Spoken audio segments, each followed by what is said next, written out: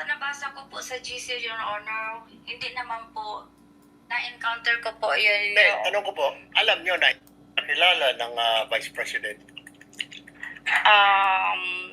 Na nakilala ko siya, Your Honor, yung nagiging Vice Mayor po siya sa Sangguniang Panglungsod, Your Honor. Tapos, kinuha ka na niya sa kanyang opisina, ganoon po ba? Wala po, Your Honor. Nakilala ko lang siya bilang siya po ang Vice Mayor ng Davao City, Your Honor, sa Sangguniang Panglungsod, ang iyang opisina. Tapos ako, doon din nag-opisina sa Sangguniang Panglungsod, Your Honor, sa admin office po. Kailan po kayo kinuhang SDO sa Office of the Mayor? Yung mayor na po siya, siya na po ang mayor ng Davao City, Your Honor. Alright. Alam niyo po yung mga pangalang Mary Grace Piatos, Chippy McDonald, Pusa, Pagong, Ngit-Ngit, Belat, na hindi po totoo mga tao ito, na mga totoong pangalan. Alam niyo po yun? Na-encounter ko po yun. Hindi, tanong ko po, alam niyo na hindi po totoo. Chippy McDonald ninyo, I'm sure. Nag-rely po ako sa... Hindi po. Common sense lang po. Post. Kita nyo, lagi silang common sense. Alam nyo po, pag nagsusuri po kayo ng dokumento, hindi po pwede na, eto, duda ko rito. Hindi to.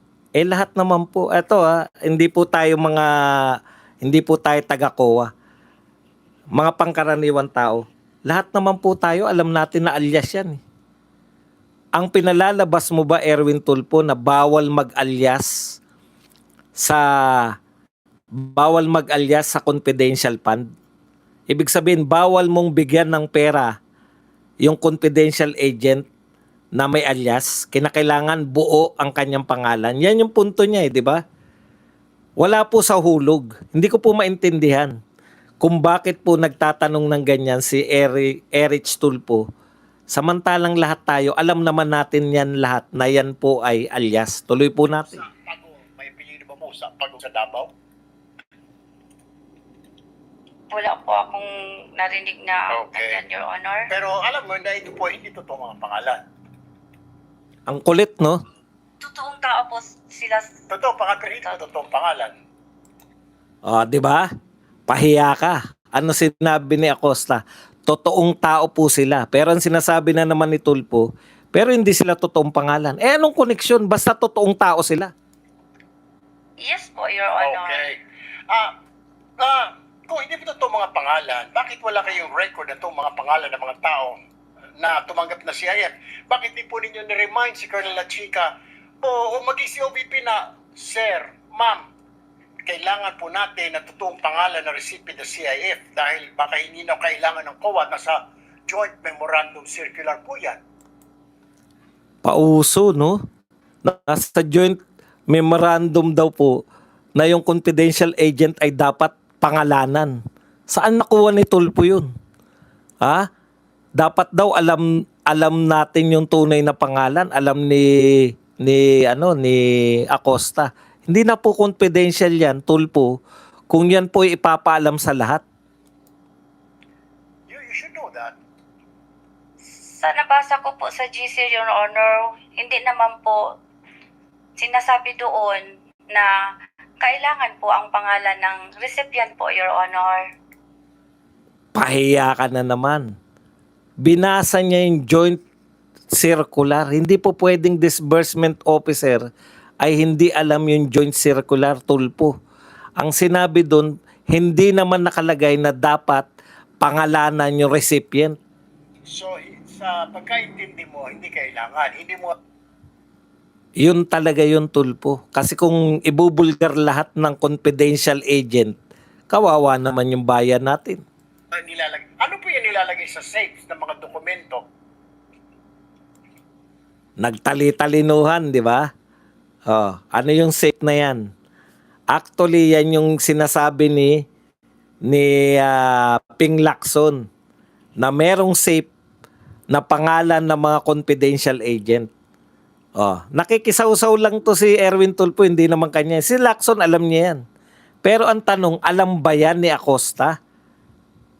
Si Acosta ba ay may karapatan na malaman niyang safe na yan, na naroon yung mga pangalan ng confidential agent?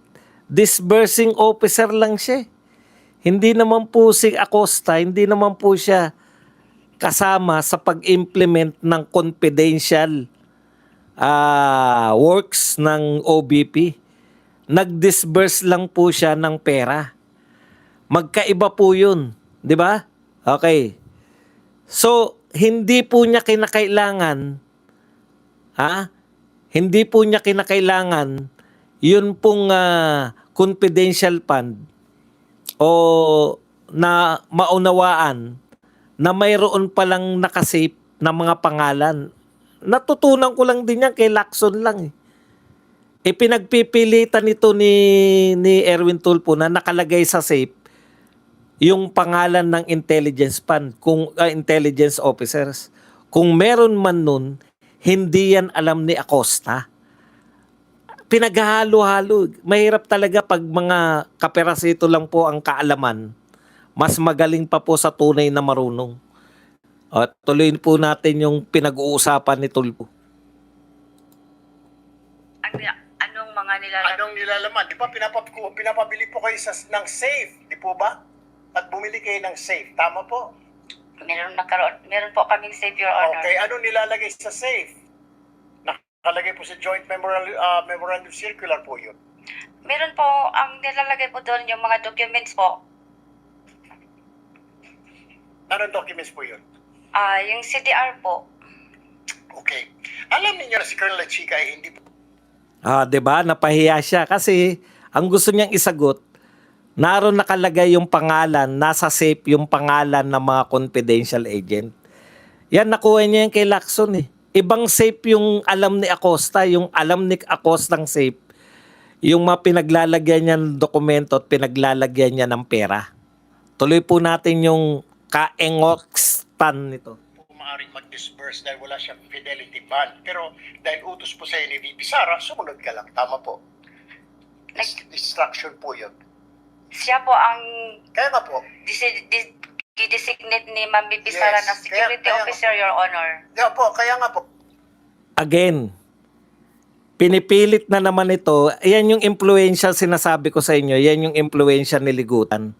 Kay Ligutan lang naman nagsabi po yan eh. Ang sabi po ni Ligutan, bakit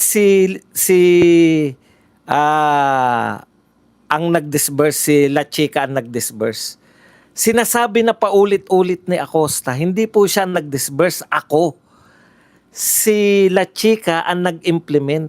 Pero dahil ito, mas pinaniwalaan si Ligutan, kaya yan yung tanong niya, bakit hindi naman siya allowed na mag-disburse? Bakit siya yung nag-disburse? Hindi nga po siya nag-disburse. Siya po yung nag-implement. Kaya po kanina, nung nakalive po ako nanonood, high blood po ako dito sa mga magkakapatid na Tulfo at kay Kiko at kay Waling-Waling. Pag may oras pa po, paabutin natin hanggang kay Waling-Waling. Pero alam nyo na wala po siyang fidelity bond. And yet, dahil utos po ni VP, disburse po sa kanya. Tama po? Yes, Your Honor. Okay. So, Hindi na unawaan ni Tulfo yun. Iba po yung dinisburse sa kanya, iba po yung siya yung nag-disburse. Nag-disburse po si Acosta, nag-implement si La Chica. Hindi po niya kinukonfuse yung witness. Siya po ang nako-confuse. Si Tulfo po ang confuse, hindi po yung witness. tanggap po rin po ang rason ni Colonel Chica na huwag ka na magtanong kasi confidential fund yan. Hindi ka pwede magtanong. Despite the fact na ikaw ang disbursing officer at baka sumabit ka. So hindi mo na tinanong, ano ba talaga ito, Kernel? At delikado ito, baka sumabit ako. Tama na ba yung sagot na? Huwag ka na magtanong, tumahimik ka na lang dyan dahil confidential fund yan. Ikaw ang disbursing officer. Hindi po yan galing kay Acosta. Galing po yan kay Ligutan, yung sinasabi niya na yan. Meron po siyang binigay sa akin, Your Honor, na fund utilization report po, Your Honor. At Yan yung sinasabi ni Acosta. Hindi po siya, huwag kang makialam. Meron siyang binigay sa akin na fund utilization. Fund utilization. Ang tanong natin, baka alam ba yun ni ni Erwin Tulfo? O nahihiya lang magtanong? 'Di ba? Alam ba yun ni Erwin Tulfo na nagbigay hindi po galing kay Acosta yun, wag ka na makialam at confidential fund dito. In fact, kumuha po siya. Asan yung pinagkagastusan mo? Ito po. Ito yung pinagkagastusan ko. Yung utilization fund niya.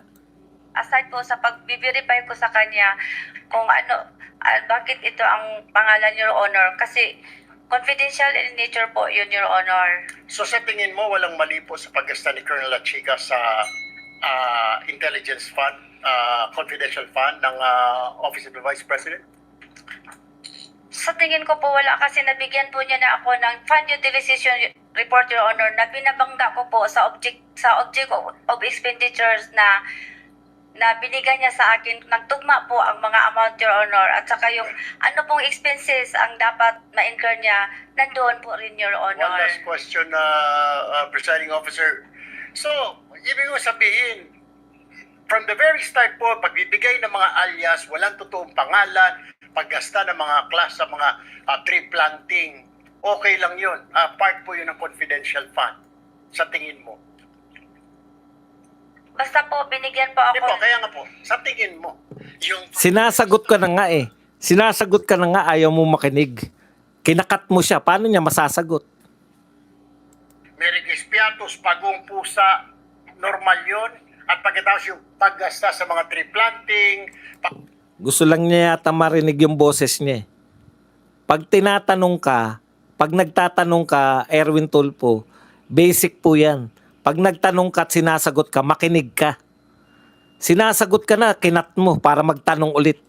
paggasta sa mga mga pagbili ng mga silya, lamesa, bahagi ng intelligence fund as a disbursing officer. Marami kasi ang tanong mo, No, ang Your tanong ko nga Honor. po, Kita mo, ayaw niyang, ang dami mong tanong, Your Honor. No, ang tanong ko lang, putang, gusto lang niyang pakinggan yung sarili niya. tama ba sa tingin mo yung paggasta ni Colonel La Chica, pagbili ng mga lamesa, upuan, tree planting, confidential fund, ma? Kasi, Bahagi ng confidential yun.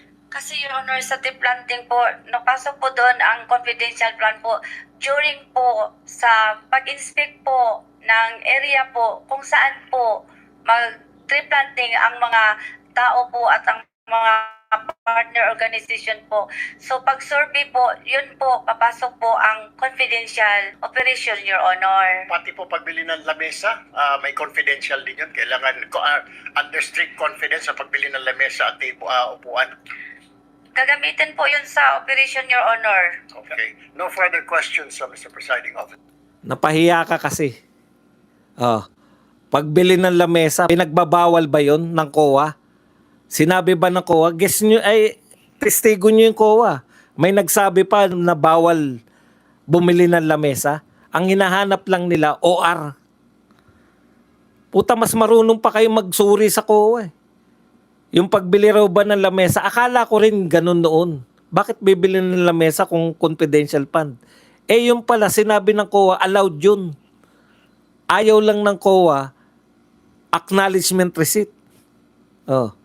So, dalawa na po. Kasi po, ang pinalalabas ng lintik ng mga media, si Acosta daw po ay bugok, walang naisasagot. Nakita nyo po. Baka nakakarating lang po sa inyo yung mga balita po ng mga taga-media. Ito po sa aktual, nasagot niya po lahat.